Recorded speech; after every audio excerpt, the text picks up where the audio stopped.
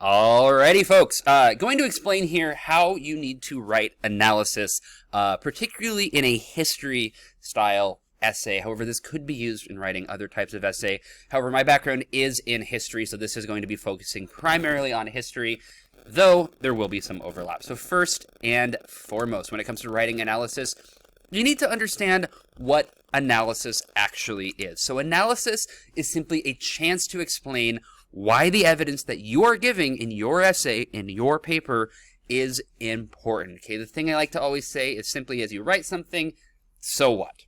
Why do I care? Why do I care what you just wrote down? This is going to be a chance for you to explain why the information that you gave is going to be important. Additionally, this is going to let you put your evidence in context. Okay, you're going to get to know, you're going to be explaining why this evidence actually matters. What is important about this evidence? It's not just a bit of evidence that you just found somewhere online. How does it actually fit into the better context of your paper? It additionally is going to allow you to explain what this evidence means. You're not just giving me evidence and expecting the reader to understand what it means. You're going to tell them what it means, but specifically what it means to you. You're also going to connect it to the prompt. Okay, it's really, really important that the evidence you give actually relates to the prompt. If you can't explain how the evidence you're giving relates to the prompt and what you're supposed to be writing about, you really shouldn't give that evidence. It's probably not very good, strong evidence. So it's important that you write good, strong analysis to make sure that you know what the evidence means. You're telling the reader what the evidence means, but also that you're connecting that evidence back to the prompt. Now, another thing that's really important to understand and something that a lot of students really struggle with is writing analysis versus writing a summary. These two things are similar and they have some overlapping themes. However, they are not the same. Okay, let me repeat that. Analysis and summary are not the same. Do make sure you understand this, make sure you understand the difference, and make sure that you're not writing a summary when you need to be writing an analysis. If you do that, you're going to be struggling on this. A summary simplifies the idea. Okay, it takes something that's complex and it makes it simpler. It makes it easier to understand. Oftentimes you're putting it in your own word. Analysis relates to you. Okay, how does this relate to what you individually are writing? How does this relate to the topic that you are saying? And it takes the information and makes it go deeper. Okay, summary is simplifying the idea. Analysis is going to take it deeper. So if we look right here, we can see the different traits of a summary compared to the traits of an analysis. Okay, in a summary, you're going to be identifying the main points or the element. You're just going to be saying, this is what this source talks about. Okay, you're going to identify what was stated and everything that was included inside of there. You're going to talk about the thoughts or contributions others have had to this, and you're not going to be making an argument, and you're not going to be coming to a conclusion. Okay, so when you are doing your analysis, this would be a good part of this presentation to pause, to go back to, and look at these two things right here to make sure that what you just wrote isn't actually a summary. On the other hand, an analysis is going to make an argument and reach a conclusion. Okay, just like I stated that a summary does not have an argument and does not come to a conclusion, analysis does. You're going to choose specific elements or areas to study. You're going to examine and interpret each element that is talked about in your evidence. You're going to be saying, this right here talks about this. Here's why this is important. Here's what this data actually means. You're going to discuss why it's important and significant. You're going to discuss how this connects to the other parts of your paper. So this right here is talking about this. It's going to relate to this idea that was previously talked about. Okay, you're going to connect the things together. You're going to discuss what causes this to happen. What is affecting this? Why is this strong? What is the possible strength of this bit of evidence? What is a possible weakness, an advantage, or a disadvantage? You're also going to talk about why this is effective, or why maybe this isn't effective. You're going to be taking it deeper. Okay, the summary is pretty simple and to the point. The analysis is going much, much deeper, making it a lot more about you and what you individually have to say, what you individually think about this topic. Now, when it comes to writing analysis, there is going to be a series of steps that you will need to follow. The first step you need to follow is finding a topic. What are you writing about? Okay, you're going to break this topic down into multiple parts. When it's talking about history, 3 good things to do is the social impact, the political impact and the economic impact. Okay, you could also talk about like the setting, particularly if you're going to go into a little bit more of the English style writing, languages, other stuff. But you need to talk about the type of impact or the type of topic that you are writing about. Okay, you're not simply writing an analytical essay. Okay, you're going to have more to it right there, but you're going to be analyzing maybe the social impact of a certain thing. You're going to be analyzing the economic impact of a certain thing. You're going to be analyzing the setting within a certain context. Okay, so you're going to take your topic, you're going to break it down into multiple parts so you know actually what you're looking for. Then you need to look for connections. Okay, ask yourself questions. Why? Okay, for an example, why is this effective? Why was nationalism an effective tool for the Nazis to use in order to come to power? Why is that the case? Explain that when it comes to your analysis. How? Okay. How was the Holocaust similar to the Armenian genocide? What were the comparisons right through there? How can we base those two off of each other?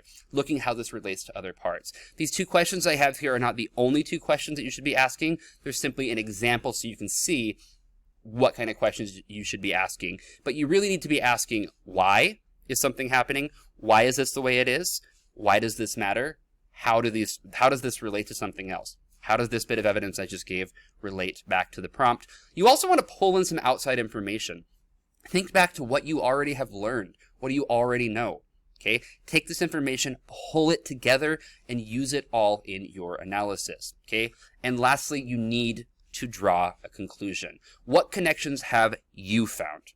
Okay, not what has someone else found when they look at this information. What have you individually come to understand? What have you seen with this evidence that relates to that bit of evidence or that prompt that you're talking about? This connection that you find, that is going to be your analysis. Now, what analysis isn't? Analysis is not simply a restating of the evidence. This is something that a lot of students struggle with. A lot of students struggle with this for a very, very long time.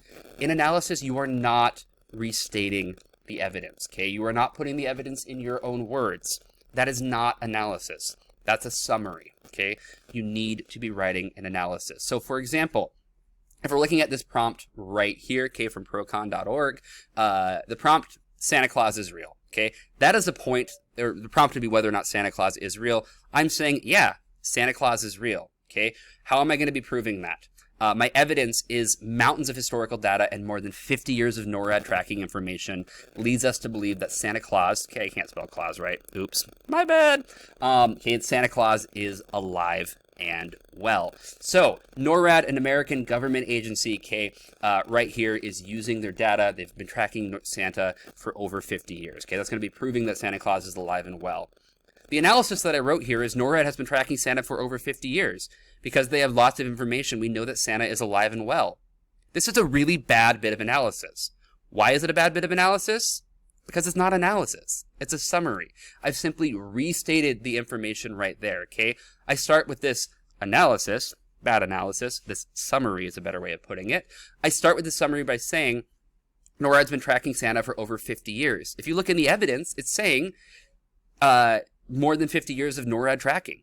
I'm saying the same thing, okay? Because they have lots of information. Mountains of historical data is the same thing, okay? We know that Santa is alive and well.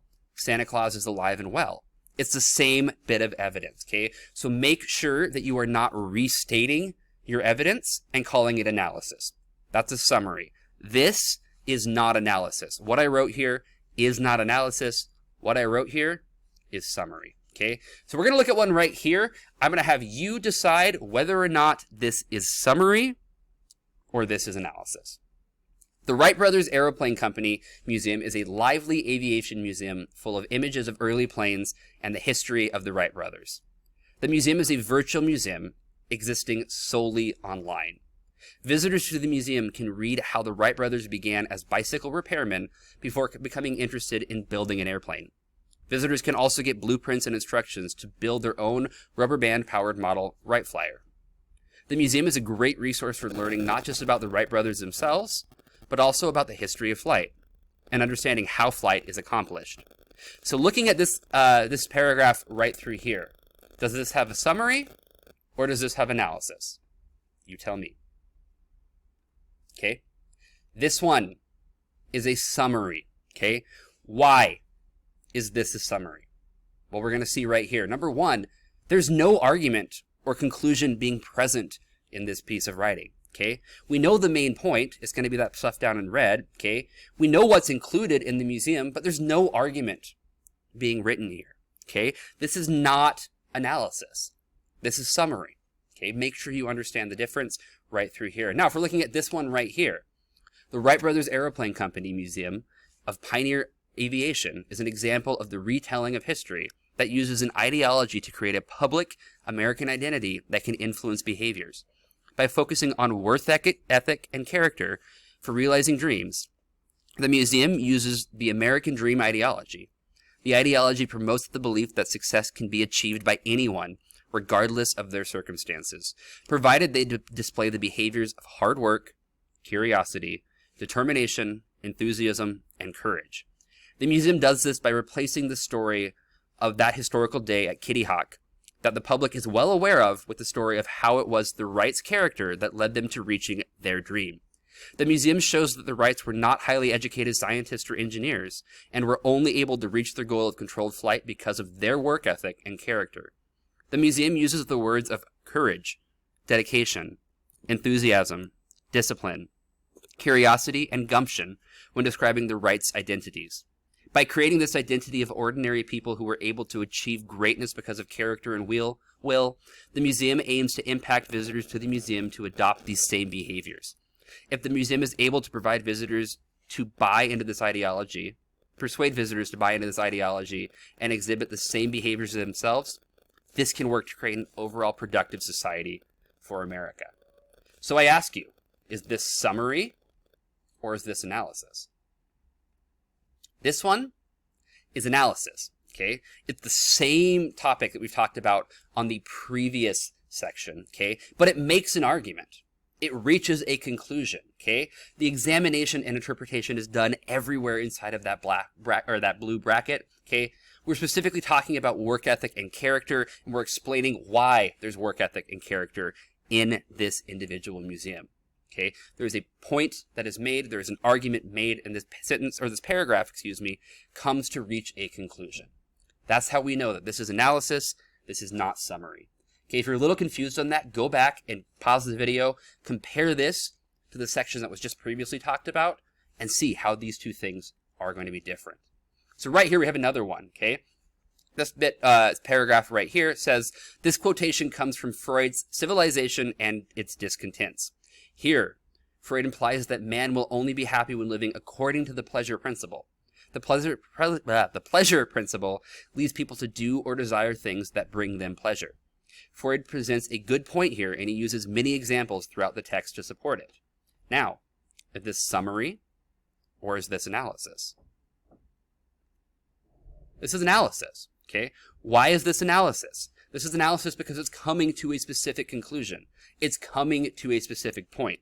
We know the argument that's being made here, okay? Freud is implying that pleasure is the principle that we're going to live by, okay, that humans live by. He presents a good point. He's making an argument, okay? The writer is making an argument and providing a number of examples through the text to support it, okay? This is not analysis, or this is not summary, this is analysis, okay? This one right here, another example. The quotation contains a central concept of Freud's psychology. Humans are driven by the pleasure principle, and most are happy when fulfilling its demands. As Freud notes elsewhere in the text, the ego and superego play roles of watchdogs, keeping the demands of the pleasure principle in check through moderating influences of experience, Freud's reality principle, and morality. For Freud, this battle within the personality gets reflected in a society. The society passes laws that limit our freedom and therefore our happiness, but encourage order and morality. Freud notes that the exchange of happiness for security is, in the end, worthwhile and necessary to maintaining a civilization. So I ask you here, summary or analysis? This one is going to be a summary. Why? Because this person's not really stating an actual conclusion. They're just telling you, here's what Freud thinks. Okay? This is what it said. It's not telling you why this is important. So what? Okay? So what that Freud thinks this? Why does that matter? You need to explain why that matters. If you don't have that, you do not have a good analysis. So I hope this allows you to understand a little bit better the difference between summary and analysis. I hope this allows you to really start diving in and writing a good quality analysis. If you have any questions, concerns, comments, complaints, anything of that nature, you know how to reach me. Please comment down below. Reach me by email. Happy to help you out. Take care. See you later. Good luck.